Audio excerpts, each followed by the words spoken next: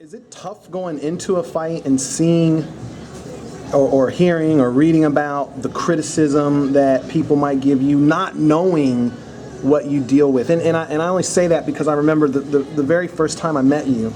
You know, fighters never complain. You know, you guys always go into the ring with bumps and bruises and stuff like that, but people don't really realize to what extent it is. But I remember when I first met you, it was when you were making your HBO debut in Cincinnati. I think we were at the press con. We were someplace, and then you and Marcus needed a ride back, so we hopped in my car and drove back.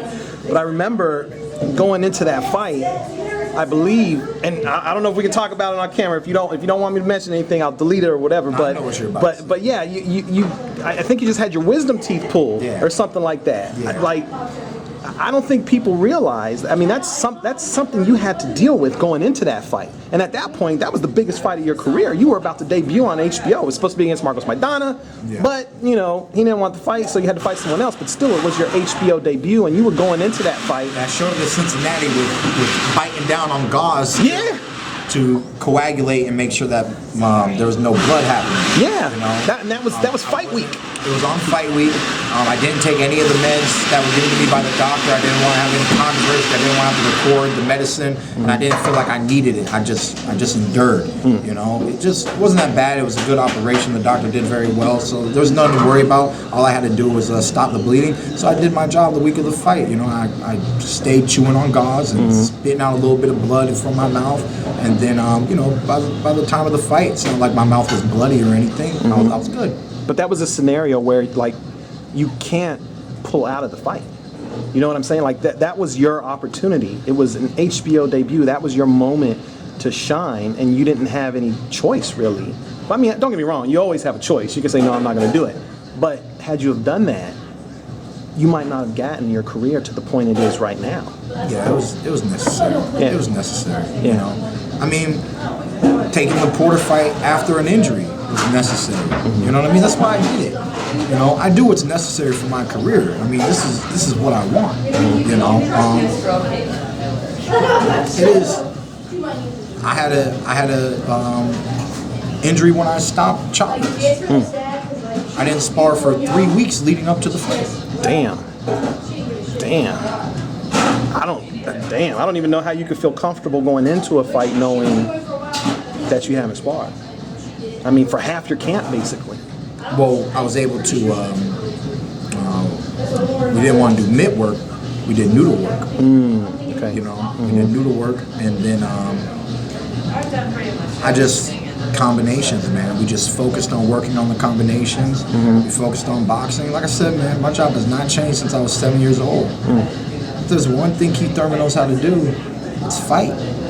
And when I'm fighting whoever you are. Whatever you got to offer me, that's what I got to learn to deal with. You know, moment by moment, round by round, I'm dealing with what you're bringing to the table. And I'm about that life, bro. I'm about that life, bro. Hey, fuck it. Bring it. You know, fighting is it's natural for me, man. I mean, I'm a true warrior. I mean, imagine when I was 9 years old, just going toe to toe for like 1 minute rounds and stuff, man. I mean, I just always been fighting, so fighting's not new to me, you know. So all I have to do is prepare for the fight. I understand fights because I'm a true warrior. I'm like, that's why I love, you know, I grew up and I love reading things about samurais and this and that and other warrior class of people, you know, because it takes a certain type of person to know that, you know, especially samurais, like, you're facing death. You're facing death, bro. Like, you know, I say I'm not afraid to let it go. If you can beat me, motherfucker. If you can kill me, you know what I mean? That's how these motherfuckers are living. You know, they fighting to the death, you know? So I just try to honor that warrior spirit. You know, as long as I'm not dying, so I'm gonna be all right. I'm gonna be cool, you know? I mean, the worst thing you can do is knock me out. Help me get some extra sleep or something, you know what I mean? It's the worst thing you can do, man. I mean, that's the thing, being a warrior, man, you just gotta have no fear. There's no fear. And a lot of people fear things that they don't understand or that they're not comfortable dealing with. Whatever you have that you're gonna bring to the table, I accept it. I'm comfortable dealing with it. I hold no fear. I actually hold more excitement than fear. Bring it. Let's go. Let's dance like it's a rodeo. You know, that bull's a wild beast, but the man gets on top and rides it anyway. You know, kicks him off of him and could start trampling them and all this other stuff. But he gets on top and rides it anyways, man. You know, that's the thing about being an athlete is you just do things that other people would be uncomfortable doing.